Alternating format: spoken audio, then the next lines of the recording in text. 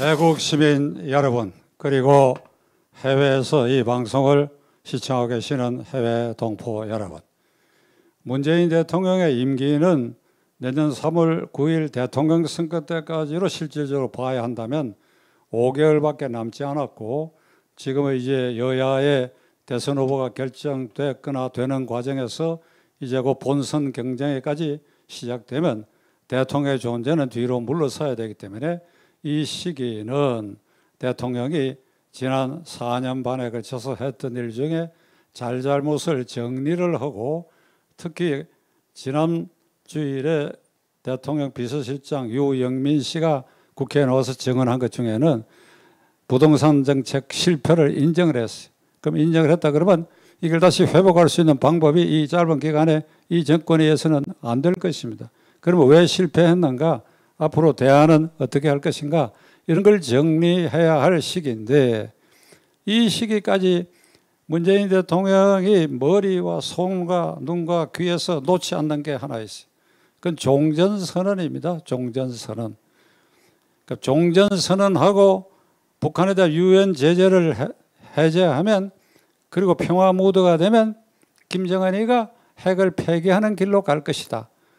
하우 이 순진하기 짝이 없는, 이게 노골적으로 김정은이를 편드는, 김정은이를 편하게 해주는 이 말을 지난 4년 반 동안 계속해 왔어요.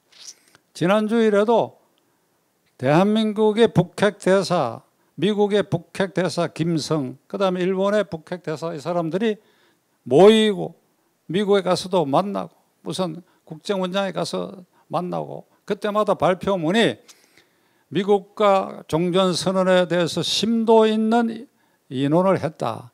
미국도 긍정적으로 생각하기 시작했다. 이게 말짱 가짜뉴스라는 것이 판명됐어요. 지금 저 보니까 강화된 유튜브 검열로 인해 가짜뉴스 하지 말라고 하는데 청와대에서 가짜뉴스를 발표하고 있어요. 무슨 소리냐? 지난 금년주 초에 설리반 미 대통령 안보보좌관, 백악관 안보보좌관 설리반이 한국 대통령과 한국 정부가 하도 종전선언이 북핵 문제 해결의 입구다, 입구, 들어가는 문에 종전선언부터 해야 해결이 된다고 하는 것에 대해서 딱 잘라 얘기했어. 아니다. 입구의 종전선언이 아니다. 종전선언은 어느 단계, 굳이 그렇다면 어느 단계에 핵 문제 해결에 대한 어느 방향이 섰을 때 검토해 볼 수 있는 일이다 하고 딱 잘랐는데, 이건 문재인 대통령 뒤통수를 딱 쳐서 더 이상 하지 말라고 해. 그런데 어제, 그러니까 한국 시간으로는 아마 어제 저녁인가 본데, 로마에 가가지고 프란치스코 교황을 만나가 2018년에 한 그 쇼를 다시 했어. 교황께서 북한에 가달라, 북한에 가달라. 2018년에는 북한에 방문할 의사를 나한테 말했다. 이래가지고 이거 회담이 끝나고 대통령이 이 말을 하니까 2018년 얘기입니다. 했더니 그 따라갔던 청와대 그 직원들이 박수를 쳤다는 거예요. 무슨 소리가 완전히 한 건 했다. 한 건 했다. 얘들, 이 사람들 개념은 한 건, 두 건 하는 겁니다. 쇼하는데 한 건 했다. 이게. 자, 문재인 대통령이 교황 방북을 끌어냈다는 겁니다. 기가 막혔던지 교황청에서 잠시 뜸을 들이고 고려한 바가 없다. 고려한 바가 없다. 그런데 이번에도 조금 조심스럽게 얘기한 것 같은데, 그래도 발표문이 교황이 고려할 수 있다 그랬다. 교황이 북한을 방문하기 위해서 몇 가지 조건이 완성돼야 됩니다. 첫째로는 그게 신자가 없고 교회가 없고 신부 수녀가 없는 곳입니다. 교황이 가는 데는 반드시 미사를 봉헌해야 되는데, 누구를 상대로 미사를 봉헌합니까? 김정은이 하고 김여정이 앉혀놓고 미사를 봉헌합니까? 주의 평화가 너희들 머리 위에 이렇게 하면서 떡하고 포도주를 나눠줘 그럽니까? 아니죠. 그게 안 된다 이게. 그 다음에 유엔 총회 결의로 김정은은 반인도 범죄자로 국제형사재판소에 제소를 결의하는 그런 흉악범이, 그걸 어떻게 해서 교황이 감싸기 위해서 갈 수 있다 말입니까? 이런 경우에 저는 문재인 대통령을 비난할 수 없을 것입니다. 교황성하, 즉 가톨릭 신자입니다. 교황성하 북한에 모쪼록 가셔가지고 평양 한복판에서 김정은을 향해 가지고 주민을 억압하지 마라, 강제 수용소를 폐지하라, 북핵을 폐기하라, 미사일 개발하지 말고 남쪽과 평화적으로 인호를 하라. 그러기 위해서 내가 왔다. 그렇게 좀 해주시기 위해서 가십시오 하면 그에 제가 비난할 이유가 없죠. 그런 생각은 꿈에도 없는 사람입니다. 2017년에 대통령 취임한 그해 가을에 구라파를 방문해 가지고 메르켈, 그 다음에 마크롱 프랑스 대통령, 메이 영국 총리를 이렇게 계속해서 만나는데 그 세 사람에게 다 한결같이 유엔 제재 종전선언해서 북한을 테이블로 끌어내면 이 핵 문제가 진전을 본다. 그러니까 메르켈이 면전에서 핀잔을 줬고 마크롱은 기자회견을 하는데 옆에 앉혀놔놓고 딱 두 눈 부릅뜨고 제재 강화해야 된다고 해요. 그 제재 강화. 그 다음에 메이 총리 만나고 나서는 후일담에 자기 비서들에게 그렇게 얘기했다는 겁니다. 이게 한국 코리안 프레지던트 한국 대통령이 이상하다고 유엔 결의를 풀어달라고 강화해달라고 얘기해야 할 주인공이 와서 이게 해제해달라고 이렇게 국제적으로 망신살이 뻗었어요.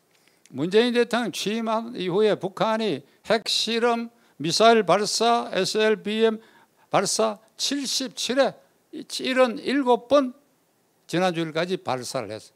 한마디도 항의한 게 없어. 한 번인가 두 번 유감스럽다 이렇게만 얘기했지 여기서 한마디도 항의한 일도 없어. 지난주에는 국방장관이라는 사람이 국회에서 북한이 잠수함에서 발사하는 그 SLBM을 발사했는데 이게 도발 아니냐 그러니까 도발 아니라고 해서 도발 아니다 이게.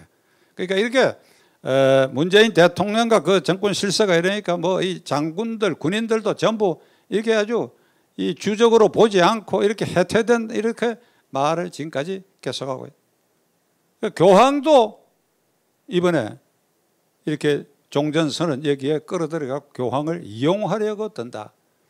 근데 제가 이거 점잖게 얘기하는데 좀 더 냉정하게 얘기하면 교황을 악용하고 있어. 교황을 프란치스코 교황을 악용하고 있는 일이 있다. 바로 제 앞에 구본철 동지가 종전선언에 대해서 여러 가지 정리를 잘 하셨어요. 제가 한마디만 더 보태면 종전선언은 국제법 개념이 아닙니다. 이건 정치적 용어고 정치적 선언입니다. 국제법 개념으로는 대한민국과 북한 사이는 지금 전쟁 상태입니다. 전쟁 상태인데 일시 휴전돼 있다. 일시 정지돼 있다. 그래서 1953년 7월 27일 휴전협정을 맺었어요. 이 전쟁 상태를 끝내는 게 이제 종전인데 그거는 평화협정으로 대체하면 평화협정이 선포되고 비준되면 그게 전쟁이 끝나는 겁니다. 그게 비로소 전쟁이 끝나는 건데 미리 종전선언을 하자 하는 것은 국제법상 용인이 되지도 않은 겁니다. 그 다음에 휴전협정 당사국인 미국이 종전선언 그건 안 하겠다고 하는 그런 마당입니다. 그런데 이 정권 핵심들이 노리는 것은 종전선언을 끌어내면 재작년에 트럼프가 판문점을 가가지고 김정은이를 만난 일이 있죠. 1시간 동안 회담하는데 아마 미국 측에서는 트럼프하고 김정은이가 만나가 둘이서만 사진 찍는 걸 PR하기를 원했을 겁니다. 트럼프는 이런 걸 또 쇼를 좋아하니까. 그런데 옆에 건물에가 기다렸어. 1시간 동안 기다리니까 그 끝났다 소리 듣고 꾸역꾸역 나오니까 트럼프가 이렇게 밀어제칠 수는 없고 그래서 이 JSA 그 구역 안에 이 휴전선 통과하는 그 선이 그어져 있는데 거기에 트럼프가 가운데 서고 김정은 문재인이 이렇게 서서 갔다가 왔다가 하나 이런 사진을 찍었는데 이걸 두고 조국이라는 사람이 막 흥분을 해가지고 이거야말로 실질적 종전선언이라고 만세를 부르는데 하우 이게 도박 교수라는 자가 이게 국제법의 기본도 모르고 그저 그냥 미쳐가지고 어떻게든지 김정은이 환심을 사고 그렇게 해서 이 정권 좌파 정권의 생색내기 이게 이런 짓거리들을 지금 하고 있는 걸 여러분들이 아마 잘 보고 계시라고 생각합니다. 그래 한번 가정을 해봅시다. 그 종전선언이 되려고 그러면 미국, 우리 대한민국, 북한, 중국은 별로 중요하지 않아요. 자, 종전선언 합니다. 그리고 하고 난 다음에 어떻게 하는 거 없이 종전선언이라는 대표가 모여서 이게 선언이 됐다 이런 말이 나오면 그 다음부터 이 좌파 핵심 극렬 세력들은 광화문 점령합니다. 우리 우파들은 점잖아가지고 광화문을 점령할 생각을 안 하고 있는데 광화문 점령합니다. 코로나고 뭐가 없어 점령합니다. 해가지고 어떻게 하냐, 종전선언돼서 글자 그대로 전쟁이 끝났다. 국제법 용어가 아닌데 정치적으로 전쟁이 끝났다. The end of war, 전쟁이 끝났다. 그러면 유엔군이 여기 와 있느냐? 그리고 미군이 왜 여기 와 있느냐? 그러니까 이 광화문에 있는 미 대사관을 향해 가지고 대사 나와라. 종전선언했는데 평택에 있는 미군 28,500명 당장 돌아가라. 돌아가게 안 하면 우리가 이걸 점령한다. 카터 대통령 때 이 이란의 회교 극렬파가 미 대사관을 3년인가 점령한 일이 있습니다. 그 꼴로 될 가능성이 있어요. 그러니까 작년에 밤에 이 좌파들 데모를 하면서 이 전자비임을 미 대사관 앞에다가 이게 반미구호로 막 쏘아대었고, 그리고 대사관저 정동에 있는 대사관저의 대학생들이 피켓 들고 담 뛰어 넘어갔는데 경찰이 있었는데 그걸 안 잡아냈어. 한동안 거기서 분탕질을 했어요. 이런 걸로 봐가지고 광화문 점령하고 미 대사관도 아마 점령할 것이고, 평택은 수십만 명이 몰려가가지고 총동원해가 민노총을 비롯해가 그냥 미군 나가라고 막. 안 그럴 것 같습니까? 이 사람들이 종전선언을 했는데 전쟁이 끝났는데 왜 있느냐 이거지. 이런 꼴을 우리가 감당하고 지켜볼 수 없지요. 그러니까 이 진실을 제대로 한다 그러면 이제 우리도 방맹이 들고 일어날 수밖에 없습니다. 자, 그러면 문재인 정권과 이게 이인영, 임종석 등으로 이제 상징되고 있는 종북 좌파 세력들이 왜 이렇게 종전선언에 매달리느냐. 그러니까 이게 안달한다는 말은 이게 조급하게 속을 썩으면서 조급하게 군다는 뜻입니다. 속앓이를 하면서 속을 썩이면서 조급하게. 그러니까 종전선언에 속이 썩이면서도 조급하게 종전선언해야 된다. 국민의 상당 숫자는 여기에 이 현혹됐을 가능성이 있지 않은 걸 제가 두려워합니다. 글자 그대로 종전선언이니까 휴전협정을 평화협정으로 맺는 거 간단한 일이 아닙니다. 그 앉아가지고 우선 전쟁 책임, 그 다음에 배상 책임, 지난주에 제가 말씀드렸던 것 같은데 대한민국 포로가 5만 명이 북한에 있는데 이제 많이 돌아가셨을 거예요. 그러면 그분들의 유해 문제, 생존자의 송환 문제 이거 다 가려내야 됩니다. 이걸 다 덮어놔놓고 종전선언을 하는 것은 북한의 핵 보유를 사실상 인정하게 되는 것이죠. 이게 무서운 결과가. 그런데 이들이 이런 불장난 같은 이 종전선언에 이렇게 매달리는 것은 자기들의 기득권을 지키기 위한 것입니다. 이런 걸 주장해가지고 김정은이에게 편향된 제스처를 계속 취해야 그래야 정권이 잡혀진다. 그러니까 이재명이도 지금 이 노선 선상에 있잖아요. 그들은 일단 대한민국 성립을 부정합니다. 하고 친미 친일파가 이승만을 앞세워서 세운 정권이다. 이게 다 전제고, 그런데 이게 친미 정권, 그리고 6.25는 북침을 한 것이다. 그러니까 이제 종전선언 빨리 해야 된다. 여기에 매달렸는데 이렇게 자꾸 주장을 해야 민노총, 정교조, 그리고 심정적으로 좌익을 지지하는 세력이 있기 마련이니까, 그래야 선거 때 표를 얻어 정권도 계속되고 국회의원도 하고 그렇게 해서 대통령 비서실장도 하고 장관도 하고 그래야 단맛을 봤거든. 김대중 노무현 10년 지금 15년째의 단맛을 봤어. 단맛이 뭔지 여러분 아시지요? 제가 한번 깨놓고 얘기할게요. 가끔 이 사회자가 뭐 국회의원 여러 번 했다 하는데 전직 국회의원 쓸모 없습니다. 안 찾아옵니다. 안 찾아와요.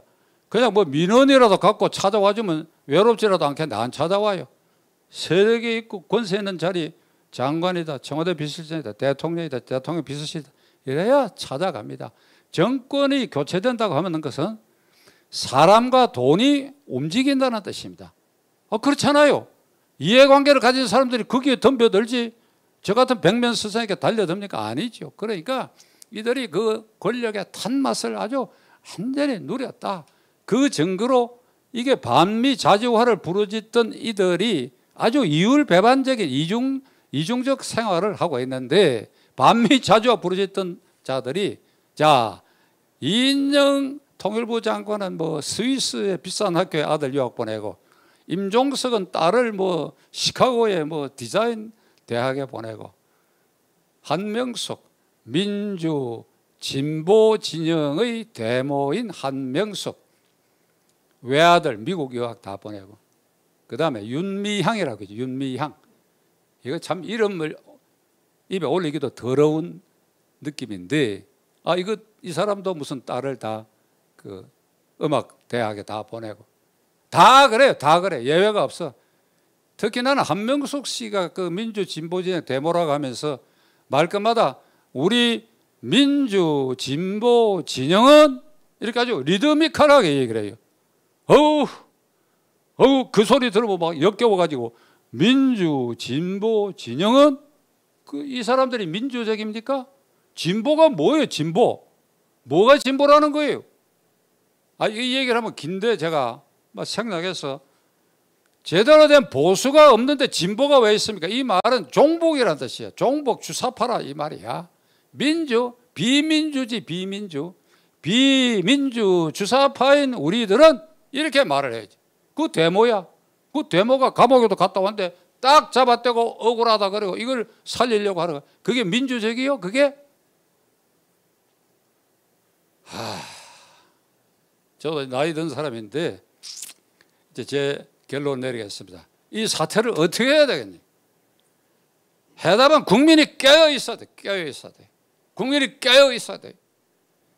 3월 9일 대통령 선거 그 전에라도 이것들을 끌어내릴 수 있으면 끌어내려야 되는데, 그때까지 우리가 응축된 힘을, 가령 정광훈 목사가 주장하는 그런 2년 전에 10월 3일 당권 일의 최대 인파를 모으고 지금도 미국으로 곳곳을 다니면서 호소하고 있는 이런 분들을 우리가 성원하고, 그리고 박수를 쳐주고, 그리고 어느 날 우리가 들고 일어나야 되고, 그리고 3월 9일 날은 이번 선거는 저는 이렇게 생각합니다. 어제도 택시를 타고 택시 기사하고 이런저런 얘기를 했었는데, 무슨 야권에서 정책이 이러니까, 정책이 우수하니까 대안이 좋다 이게 아니고, 우선 좌익 세력으로부터 정권을 탈환해야 된다. 그렇다면 이번 선거는 정권 교체다. 정권